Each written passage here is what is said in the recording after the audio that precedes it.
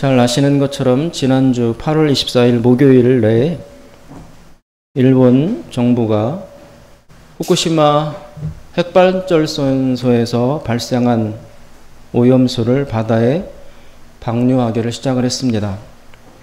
방류가 아니라 폐기라고 불러야 마땅할 것입니다. 이것은 전 인류에게 저지른 테러 행위입니다.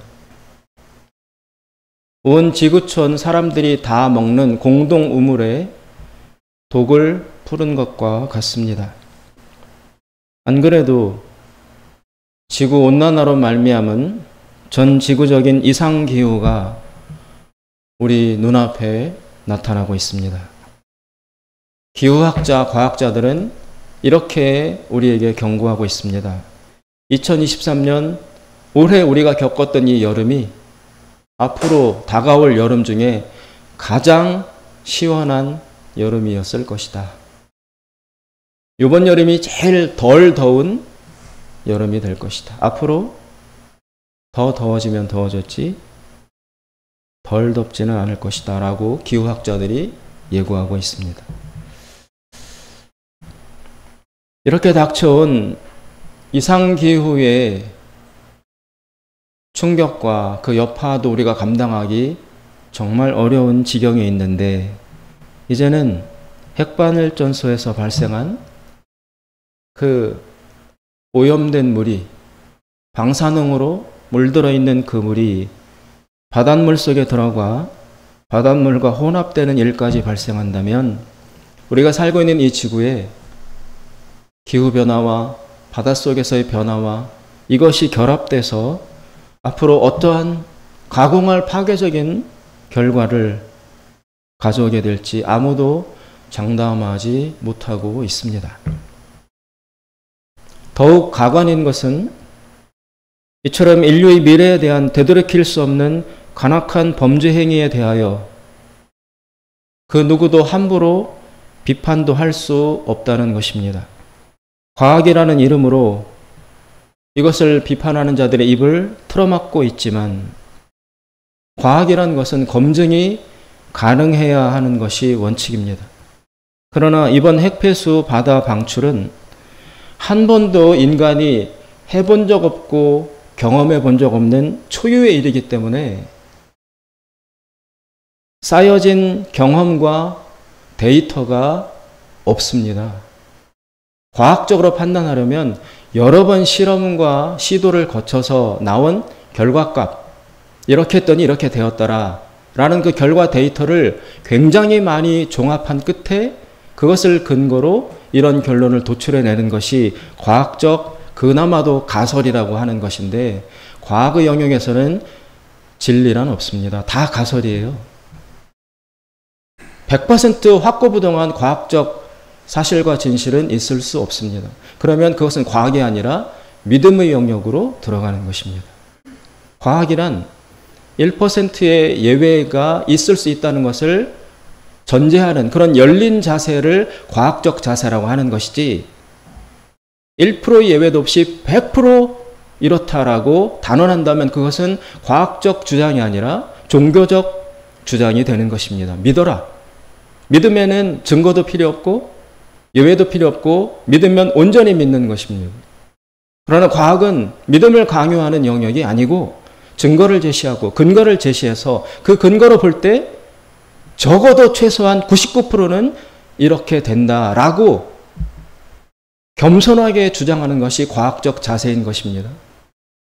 그러나 그런 그 겸손한 주장을 하기 위한 과학적 자세에 있어서도 꼭 필요한 것이 수십 번, 수백 번, 수만 번 시도돼서 나타난 그 결과값, 이렇게 했더니 이렇게 되었더라라는 충분한 데이터를 근거로 하여 이것으로 볼 때 이렇게 많이 해봤는데 이렇게 나타나는 것으로 볼 때 앞으로도 이렇게 하면 이런 결과가 나타날 것이 예견이 된다. 거의 이렇게 된다라고 주장해야 할 수 있는데, 이번 핵폐수 방류는 그런 행동을, 그런 시도와 경험을, 그런 실험을 인류가 해본 적이 없어요.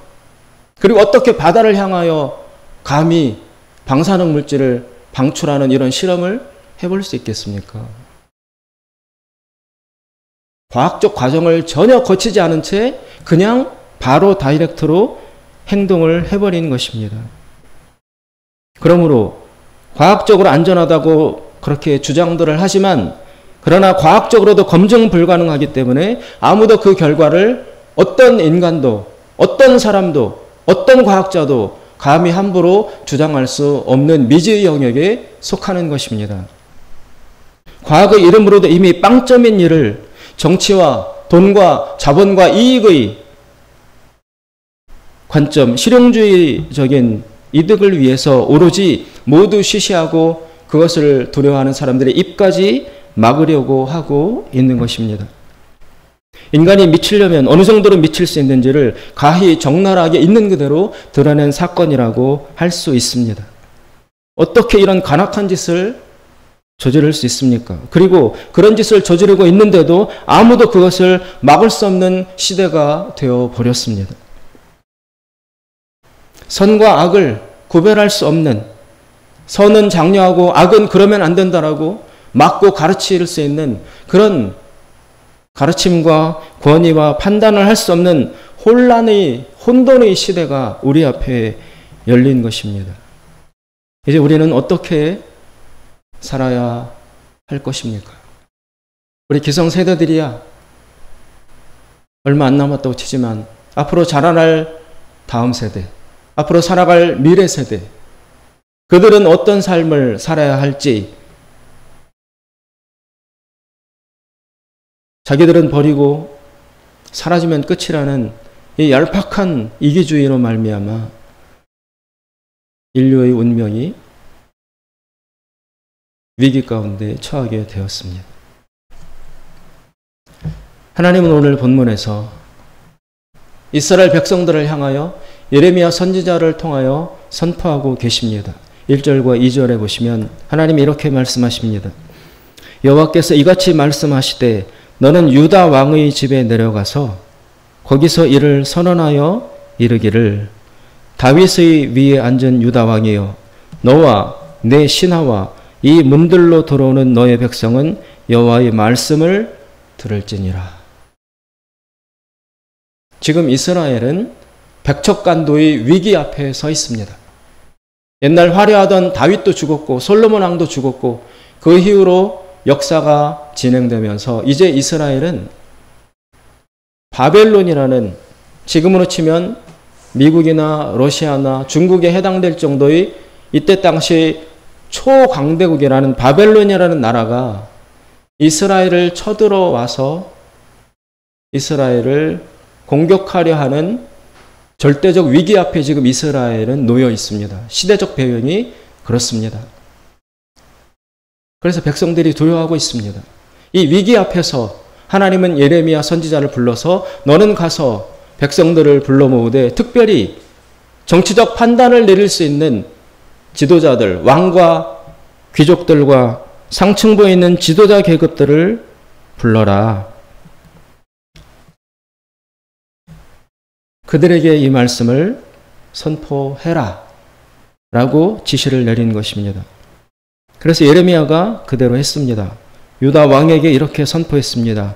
3절에 나옵니다. 22장 3절 여호와께서 이같이 말씀하시되 너희가 공평과 정의를 행하여 탈취당한 자를 압박하는 자의 손에서 건지고 이방인과 고아와 과부를 압제하거나 학대하지 말며 이곳에서 무죄한 피를 흘리지 말라.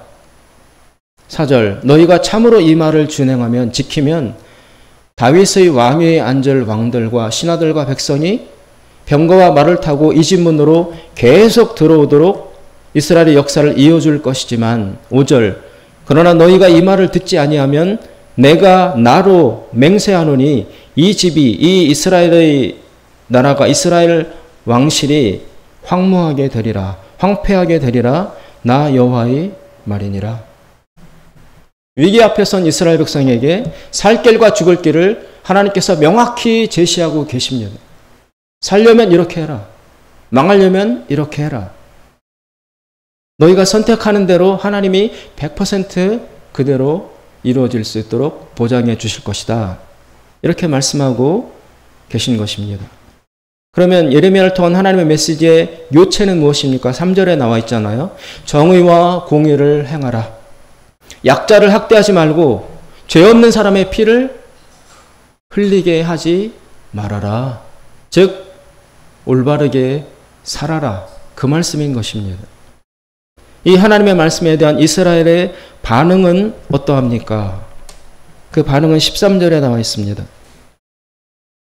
13절 불의로 그 집을 세우며 불공평으로 그 다락방을 지으며 그 이웃을 고용하고 그 고가 즉 그 임금 이란 값을 주지 않은 자에게 화 있을진저.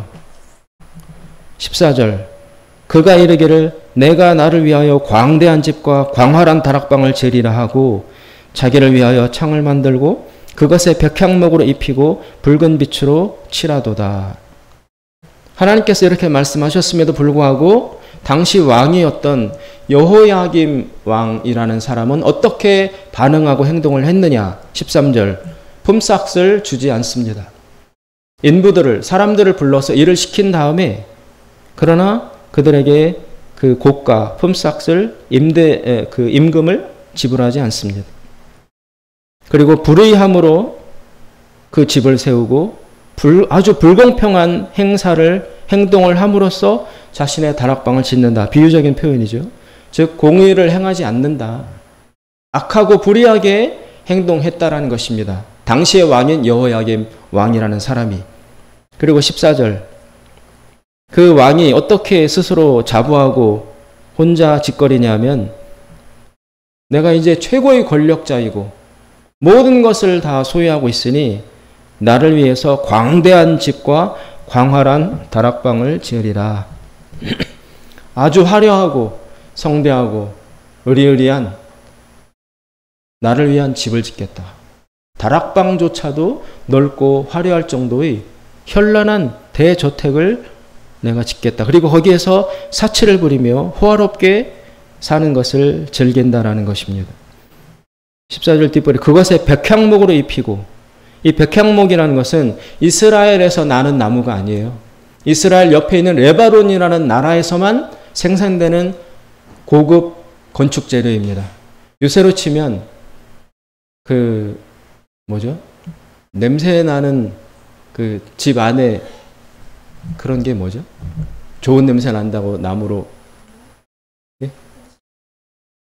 편백 편백 그런 걸로 내부를 치장한다고 하듯이 이때 당시에는 옆나라 레바논에서 수입해온 백향목이라는 나무로 그 집의 내부를 장식하는 것이 최고급의 실내 인테리어였어요. 그래서 지금 이 왕이니까 백향목을 무진장 사들여서 집을 크게 짓고 다락방까지 의리의리하게 짓고 그 내부를 다 백향목으로 쫙 돌려서 그렇게 살고 있다는 것입니다. 그는 지금 다 가졌습니다. 말 한마디면 나는 새도 떨어뜨리고 못할 일이 없습니다. 왕이기 때문에. 그러나 이 왕이지만 이 여호야김에게 있는 치명적 결함이 한 가지가 있습니다. 그것이 바로 17절입니다. 17절 하나님이 지적하십니다. 그러나 여호야김 왕이여 너의 눈과 마음은 탐남과 무죄한 피를 흘림과 압박과 강포를 행하려 할 뿐이니라.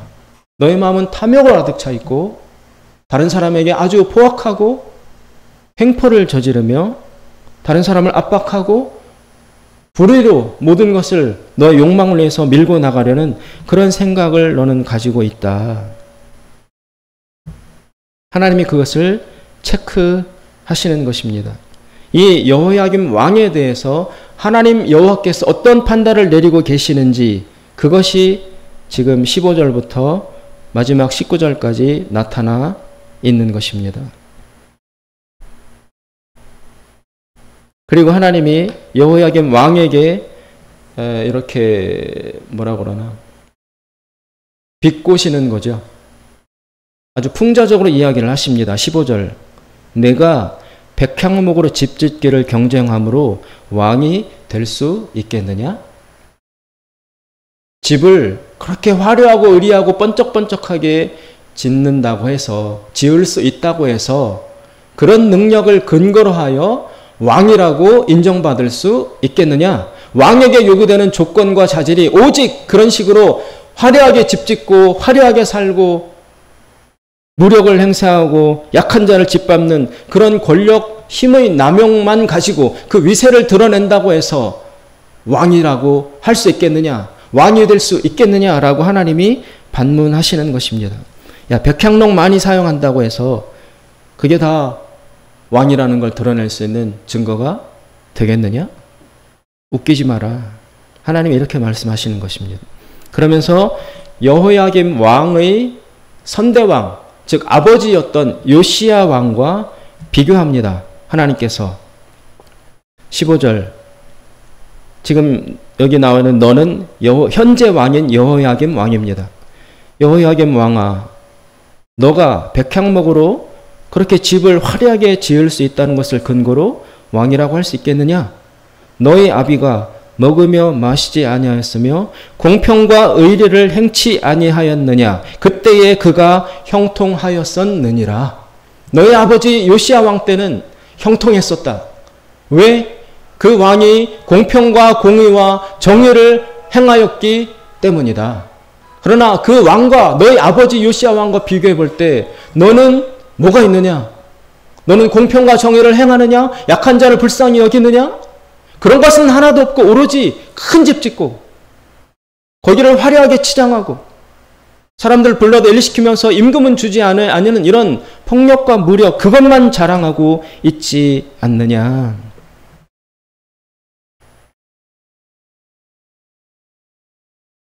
너희 아버지는 왜 형통했는지 이유를 생각해봐라.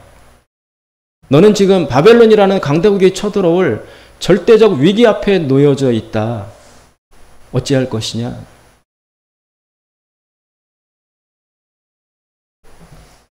그러면서 하나님께서 결정적인 말씀을 하십니다. 너와 너희 아버지 요시야 왕과 근본적인 결정적 차이가 있다. 그것 때문에 너희 아버지와 너희 아버지 운명과 너의 운명은 180도로 현저하게 달라질 것이다. 라고 여호야김 왕에게 없는 요소를 하나님이 지적하십니다. 그것이 바로 16절에 나와 있습니다. 16절, 그는 너희 아버지 요시야 왕은 가난한 자와 궁핍한 자를 신원하고 도와주고 위로하고 그리고 난 후에 형통하였나니 이것이 나를 알미 아니냐, 여호와의 말이니라. 즉 너의 아버지 요시야 왕은 공의를 행하고 약한 자를 불쌍히 여기고 도와주는 이런 정의로운 정치를 했다는 것입니다. 그럼 너희 아버지는 왜 그런 정치를 할 수 있었느냐? 바로 여호와 하나님을 알기 때문에 그런 아름다운 정치를 할 수 있었다는 것입니다. 그것과 비교해서 너는 지금 어떤 정치를 하고 있느냐? 네 집만, 네 왕국만 화려하게 꾸미고 뱃두드리며 떵떵거리며 살고 있지만 백성들은 굶고 있고 울부짖고 있고 죽어가고 있고 무너지고 있다. 너는 왜 너희 아버지 같이 못하고 있느냐? 왜? 너는 하나님을 아는 지식이 없기 때문에, 너는 하나님을 모르기 때문에 정의와 공의를 행할 능력도 없다는 것입니다. 따라서 근본적으로 중요한 것은 하나님을 아는 것입니다. 여호와 하나님을 아는 자는 똑바로 살 수밖에 없다는 거예요. 하나님을 아는 자는 선과 공의와 정의를 행할 수밖에 없다는 것입니다.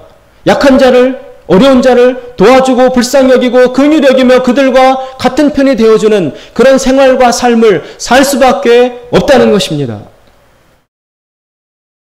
그러므로 지금 하나님께서 이 여호야김 왕에게 지적하는 본질은 너 왜 이렇게밖에 못하냐? 왜 이런 악한 짓을 하느냐? 거기에 있는 게 아니라 너 왜 하나님을 알지 못하느냐? 그것을 묻고 있는 것입니다. 하나님을 안다면 반드시 그 사람은 하나님을 아는 것에 적합하고 일치하는 삶을 살 수밖에 없습니다. 모든 선은, 모든 의로움은 자신의 힘과 능력, 인간적인 노력이 아니라 하나님을 아는 그 믿음에서 거룩하신 하나님을 알고 느끼고 의식하는 그 하나님과의 관계에서 나올 수 있는 결과입니다. 하나님을 모른다면 의를 행할 수 없습니다. 그래서 그런 이 믿음 없는 하나님을 모르는 여호야김 왕의 현재 악하고 불의한 행동과 통치를 근거로 하여 볼 때 그의 운명은 어떻게 되는가? 그의 아버지 요시야는 형통했어요. 그러나 그 아들인 다음 왕인 여호야김 왕은 어떻게 되느냐? 18절 19절에 나와 있습니다. 하나님이 이 여호야김 왕의 미래에 대해서 예언하십니다. 18절 그러므로 나 여호와가 유다 왕 요시야의 아들 여호야김에 대하여 이같이 말하노라. 이스라엘 백성들 무리가 그를 위하여 슬프다 내 형제여 슬프다 내 자매여 하며 통곡하지 아니할 것이며 그를 위하여 즉 여호야김 왕을 위하여 슬프다 주여 슬프다 그 영광이여 하며 통곡하지도 아니할 것이라. 여호야김 왕이 죽으면 백성들이 통곡하는 것이 아니라 오히려 잘 죽었다 박수를 칠 것이라는 것입니다. 저 지긋지긋한 저 불의한 왕 잘 죽었다. 이제서야 죽었구나 라고 백성들이 통곡하지 아니하고 박수치며 좋아할 것이라는 것입니다. 그리고 19절 이 여호야김 왕 그가 끌려나가서 예루살렘 성 문 밖에 던져지고 그리고 죽은 나귀같이 땅에 매장당함을 겪게 될 것이다. 비참한 죽음을 죽게 될 것이다 라고 하나님께서 이 왕에 대해서 예언하고 계십니다. 지금 이 말씀을 근거로 하여 볼 때 하나님께서 예레미야를 통하여 하나님을 믿는 이스라엘 백성에게 주신 말씀, 그 내용이 나타나고 있습니다. 예레미야의 말씀 안에는 하나님을 잘 섬기라라는 표현이 없어요. 하나님한테 잘해라 라는 표현이 없어요. 교회에 잘해라 이런 말씀이 없어요.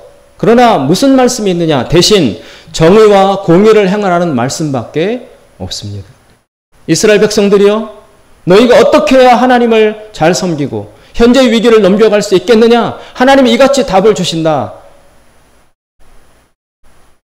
교회에 잘하고 개인 신앙생활 열심히 하고 하나님에게 잘 바치고 이러라는 말이 없어요. 다 하나님과 관련된 걸 제치고 대신 너희들은 삶 속에서 공의와 정의를 행하며 살아라. 이 말씀밖에 하나님은 명령하시지 않습니다. 정의로운 삶, 공의로운 삶, 올바르고 똑바로운 삶, 정직한 삶, 거짓말하지 않는 삶, 남을 속이지 않는 삶, 내 이익과 욕심을 위해서 다른 사람에게 피해를 주지 않는 삶, 그 정결하고 거룩한 삶을 사는 것 자체가 하나님을 섬기고 하나님께 영광을 돌리는 믿음 있는 자의 삶이라는 것입니다. 공의를 행하는 것이 바로 하나님을 섬기는 것입니다. 그것이 하나님을 믿는다는 것의 실제와 당연한 결과입니다. 그러므로 이것을 우리 신약시대를 살고 있는 우리들에게 적용해 보면 야고보 사도가 말씀하신 것처럼 행함이 없는 믿음은 믿음도 아니라는 것입니다. 행함이 없는 믿음은 죽은 믿음이다. 행함이 없는 믿음은 가짜 믿음이다. 속이는 믿음이다. 거짓 믿음이다. 라고 하는 말과 일치하는 것입니다. 따라서 그 사람의 행동으로 그 사람 속에 있는 믿음을 확인할 수 있는 것입니다. 행동과 삶이 그의 믿음을 증언하는 것입니다. 그리고 바로 그렇게 사는 삶, 그것이 바로 거룩입니다. 공의를 행하지 않는다면, 약자를 돌보고 사랑하지 않는다면 그는 교회에 나와 있어도 하나님이 선택한 사람은 아니라고 보는 것입니다. 교회에 있고 없고의 여부가 중요한 것이 아니라 그 사람의 속사람과 인격과 삶이, 그의 진실됨이 어떤 삶의 행동으로, 언행과 인격으로 다른 사람을 대하는 태도로 평소에 나타나느냐, 그것이 바로 하나님의 백성이냐 아니냐를 결정짓는 중요한 근거라는 것입니다. 따라서 거룩함이 없으면, 거룩한 삶이 없으면 하나님을 볼 수 없습니다. 성경 누군가가 어딘가에서 거룩이 없이는 하나님을 볼 수 없다라고 하신 말씀이 들어 있습니다. 이 말씀을 여러분 잘 해석해야 합니다. 거룩함이 있으면 하나님을 그럼 볼 수 있는 건가? 거룩이 없으면 하나님을 볼 수 없다고 했으니 거룩한 삶을 살면 하나님을 볼 수 있는가라고 우리는 반문할 수 있습니다. 답은 예스입니다. 거룩한 삶을 살면, 거룩이 있으면 하나님을 반드시 볼 수 있습니다. 반드시 하나님을 보게 되어 있습니다. 그러나 거룩이 없으면, 거룩한 삶을 살지 않으면 절대 하나님을 볼 수 없습니다. 성경이 말씀하시는 진리의 약속입니다. 그러면 어떻게 우리는 하나님을 언제 볼 수 있는가? 우리는 그럼 살면서 하나님을 본 적이 있는가? 본 사람이 있는가? 라고 질문할 수 있습니다. 이 말씀은 성경의 근거에서 우리가 해석을 해야 합니다. 이 말씀의 진정한 뜻은 이런 것입니다. 성경이 말씀하시기를 반드시 사람은 죽은 후에 심판이 있다고 하셨습니다. 죽는 것은 하나님께서 정하신 것이되 죽음 이후에는 심판이 있으리라. 모든 사람은 죽음 뒤에 반드시 심판을 당하게 되어 있습니다. 하나님의 심판대 앞에 서게 되어 있습니다. 따라서 지금 거룩이 없으면 하나님을 볼 수 없다는 이 말을 거기에 적용시켜 보면 이 세상의 삶을 우리가 사는 동안 거룩한 삶을 살지 않았다면 죽음 이후에 심판을 겪고 난 이후에 하나님을 볼 수 있는 그 하나님의 나라로 그 사람은 절대로 들어갈 수 없다는 이야기입니다. 이 땅에서 거룩한 삶을 산다면 특별한 은혜로 하나님이 그 사람에게 하나님을 보여주실 수도 있습니다. 그러나 그것은 극히 예외적인 사건이고 우리가 이러면 이렇다라고 약속할 수 없습니다. 하나님이 주권적으로 하나님이 직접 나타나서 하나님을 보여주시는 선택된 사람도 있습니다. 그러나 모두에게 적용되는 것은 아닙니다. 그러나 거룩함이 있으면 하나님을 볼 수 있다라는 말이 절대적으로 확실히 적용되는 영역이 있습니다. 그것은 언제인가? 이 땅에서가 아니라 죽고 난 이후에 우리가 영원한 삶으로 들어갈 때, 그때 이 땅에서 거룩한 삶을 산 사람은 반드시 100% 정확하게 하나님을 볼 수 있는 하나님의 나라로 들어가게 된다는 것입니다. 그 나라에 들어가면 하나님을 날마다 매분 매시 매초 하나님을 보며 살 수 있습니다. 그러나 역으로 이 땅에서 거룩한 삶을 살지 않았다면 죽음 이후에 하나님의 임재가 제거된 공간, 하나님이 계시지 않는 영역인 천국이 아닌 지옥이라는 어둠의 영역으로 그 사람은 끌려 들어가게 되어 있습니다. 이 땅에서 거룩한 삶을, 경건하고 의로운 삶을 살지 아니한 사람은 죽음 이후에 지옥에 들어가서 갇히게 되므로 앞으로 영원히 하나님의 얼굴을 볼 수 있는 기회가 주어지지 않습니다. 그러므로 거룩하게 사는 삶, 남들이 보지 않아도 정직을 지키고 바르게 살려면 손해를 봐야 되고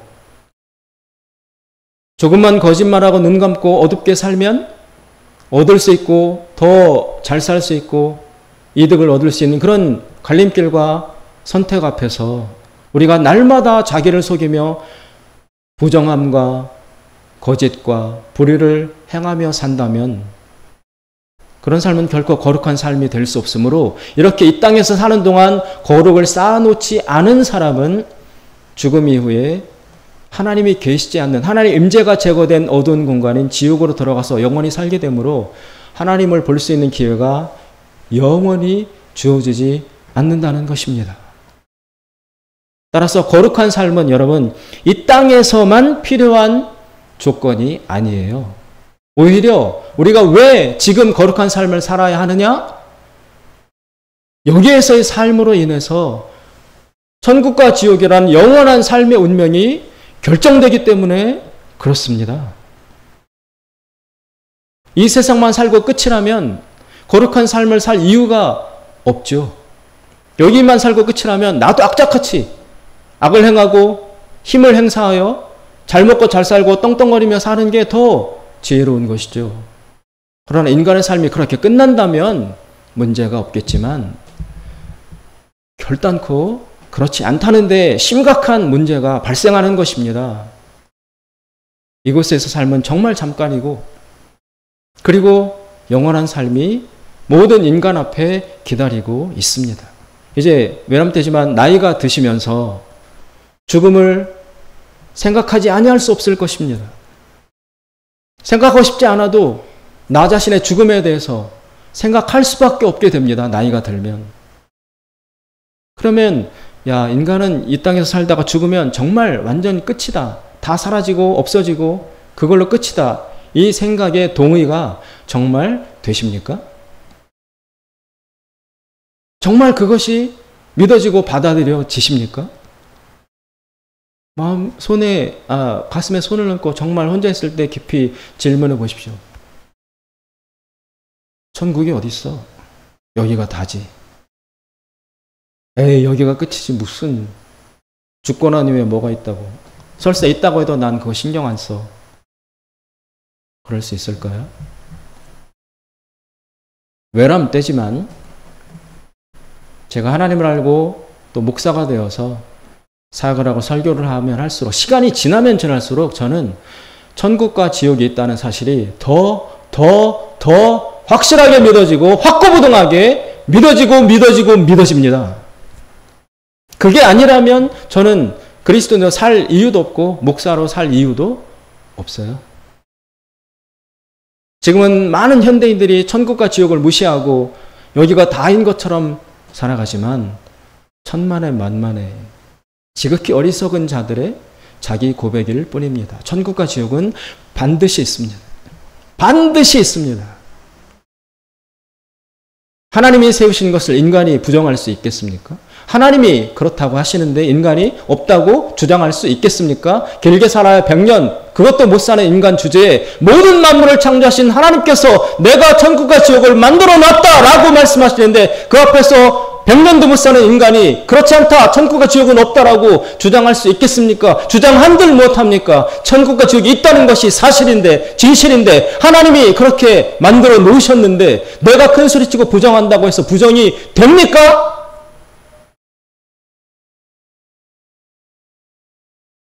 그야말로 어리석은 자의 미친 헛소리에 불과한 것입니다.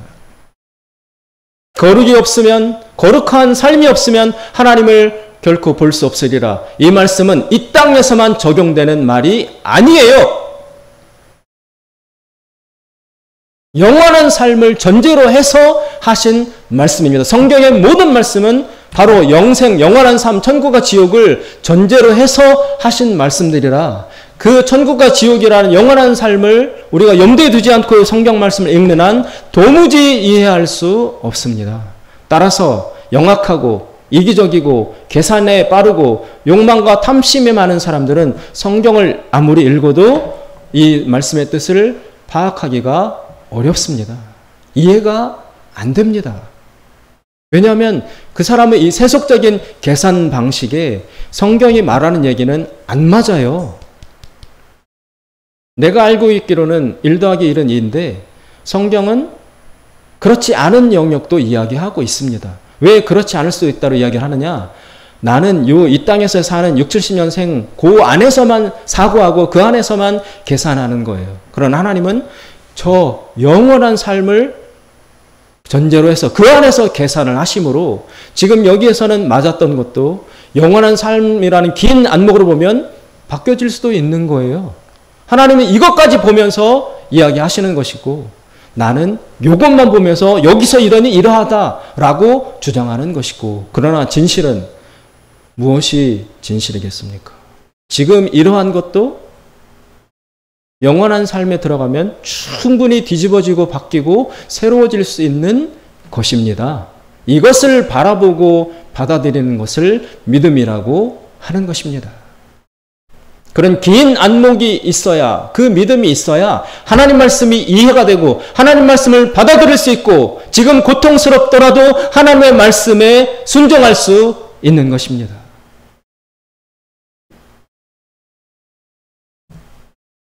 거룩이 우스워 보입니까?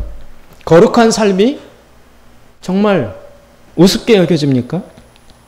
지금 이 땅에서 온유하고 정의를 행하며 고생스럽게 의와 진실을 지키기 위해서 어리석어 보이는 삶을 사는 것이 정말 허무합니까? 정말 무의미합니까? 그것은 믿음 없는 자의 헛소리에 불과한 것입니다. 거룩한 삶은 약자를 돌보고 어려운 자와 함께하는 이 희생적인 삶, 사랑의 삶, 공의로운 삶, 정의를 지키는 삶은 오직 영원하신 하나님을 아는 자에게서만이 나타날 수 있는 결과인 것입니다. 지금 본문에 나타나는 요시야 왕은 이 거룩하신 하나님, 영원하신 하나님을 알았기에 왕이면서도 정의와 공의를 행하고 약한 자를 돌보고 불쌍히 여기고 불의를 행치 아니하기 위해서 몸부림쳤던 왕이었습니다. 그러나 이 요시야 왕은 이 성경 본문에서는 아까 형통했다고 그랬잖아요. 너희 아버지는 형통했다. 정말 형통했는 줄 아세요? 요시야 왕은 전쟁하러 나갔다가 전쟁터에서 요절했어요. 지금 여호야김 왕의 아버지인 요시야 왕은 이집트 애굽이 쳐들어와서 그 전쟁하러 나갔다가 젊은 나이에 말 타고 나갔다가 전쟁터에서 젊은 나이에 죽었어요. 그게 형통한 삶입니까? 그런데 성경은 그 사람 너희 아버지는 형통했다고 표현하고 있어요. 뭐가 형통합니까? 세속적인 우리의 세상적인 기준으로 보면 일찍 죽고 고생하다가 요절한 사람이 뭐가 형통해요? 그러나 성경은 너희 아버지는 형통했다라고 평가하고 있습니다. 이 형통의 진정한 의미는 무엇입니까?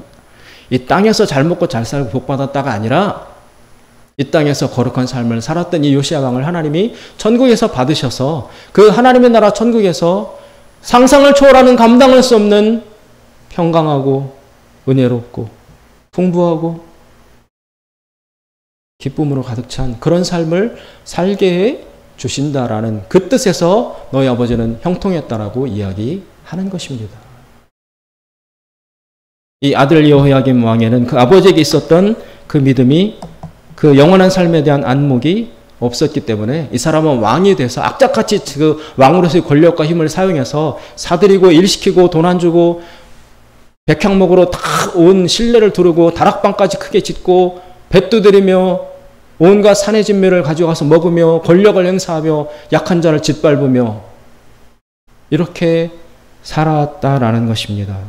이 사람은 거룩함이 없습니다. 하나님을 아는 지식이 없음으로 말미암아 죽음도 비참할 뿐만이 아니라 죽음 이후에조차도 결코 하나님을 볼 수 없는 어두운 지옥의 땅으로 여호야김 왕은 끌려가게 되어 있다라고 오늘 예언하시는 것입니다. 사랑하는 여러분, 거룩함이 없이는 하나님을 만날 수 없습니다.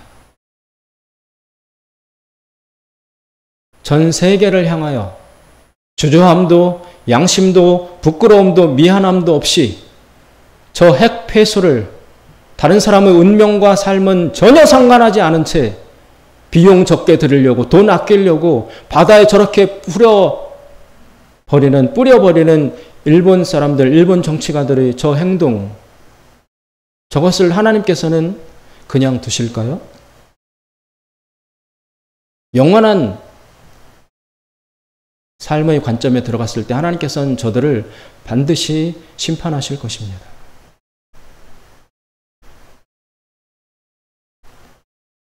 지금 결과가 나타나지 않는다고, 지금 악을 행해도 심판이 떨어지지 않는다고 해서 함부로 교만하여져서 악을 밥 먹듯이 두려움 없이 행하는 그런 자, 미치도록 어리석은 자입니다.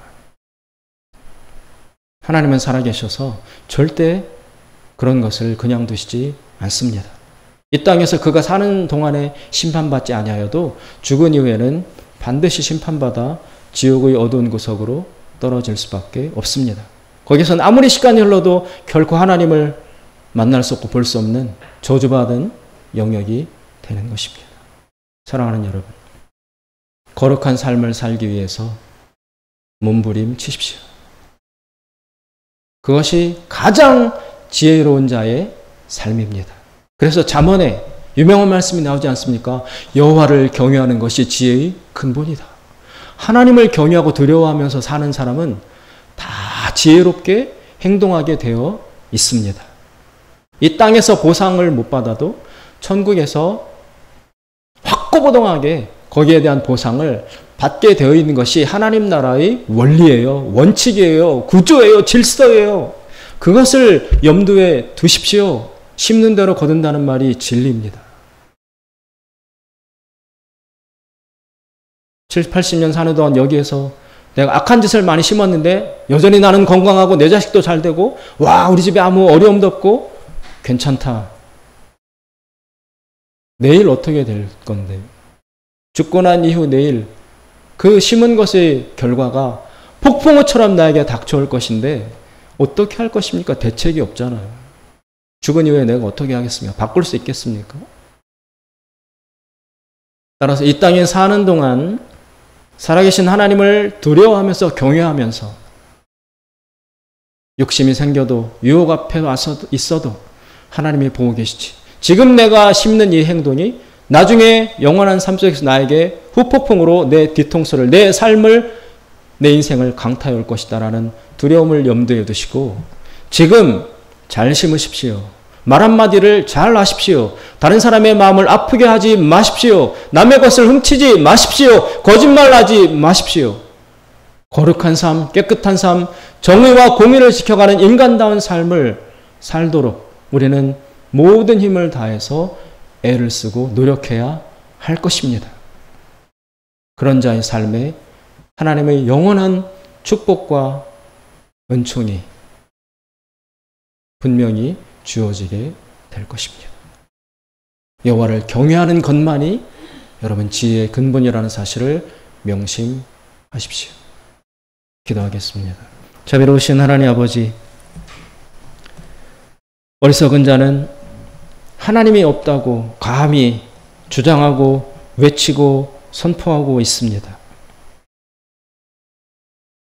그들은 그 하나님이 없다는 마음의 결과 생각이 부패하여 가증한 악을 행하면서도 부끄러움이 없고 자각함이 없습니다. 주여, 이 거룩함을 잃어버린 자들의 삶은 얼마나 무지합니까? 하나님, 우리 하나님의 백성들, 하나님을 아는 이 영적인 알물 지식을 풍부히 허락하셔서 날마다 하나님을 두려워하며 하나님을 경외하며 거룩하고 의롭고 바른 삶을 살아갈 수 있도록 주님 저희들을 인도하시고 도와주시옵소서. 예수님의 이름으로 기도드리옵나이다. 아멘. 다 같이